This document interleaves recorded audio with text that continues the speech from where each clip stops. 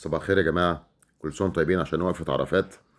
دلوقتي النادي الإسماعيلي بعد ما المسؤولين عن الكرة في مصر رضوا جماهير الأهلي إن هو فاز على الزمالك 3-0 بالأمر، ورضوا جماهير الزمالك إن هم خدوا الدوري بالأمر. هم عايزين مصر كلها تشجع أهلي وزمالك وبيحاربوا النادي الإسماعيلي. الوزير الطرطور نبيل جوهر عندنا اللي جايب توجهات من الدولة ورغبات ان مصر تبقى اهلي وزمالك، جاي بيساوم اللجنه اللي عندنا، اللجنه المؤقته، ان احنا نلعب برخصه تانية ونخسر بطولاتنا اللي فاتت بالرخصه الاولانيه، ممكن يبقى اسم تاني او نفس الاسم بس برخصه تانية يعني.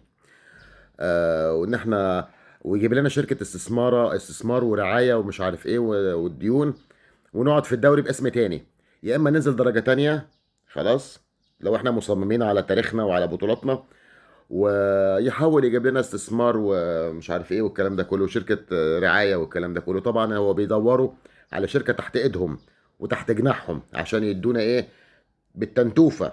ها؟ يعني مش نبقاش مستقلين برضو، يبقى ايديهم في بقنا. ها؟ ساعة ما حابين يقفلوا الحنفية يقفلوها، يفتحوها عايزين يفتحوها تتفتح. احنا مش هبل وفاهمين الطريقة بتاعت الدولة دي بالظبط كده. ها؟ عايزة تعمل ايه؟ دلوقتي المستشار البطل عندنا نهاد حجاج، بعد ما لجنه استقالت احتراما لجماهير الاسماعيلي انها مش هتقدر تقف قدام رغبه دوله، سوري، مش هتقدر تقف قدام جماهير الاسماعيلي لو ده الكلام ده اتنفذ.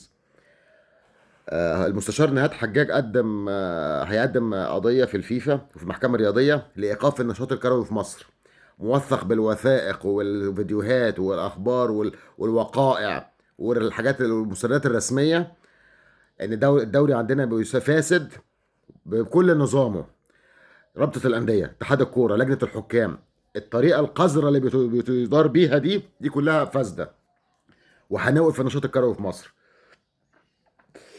اما نشوف بقى الدوله الجميله دي، ها، هتعرف تحارب النادي الاسماعيلي ازاي.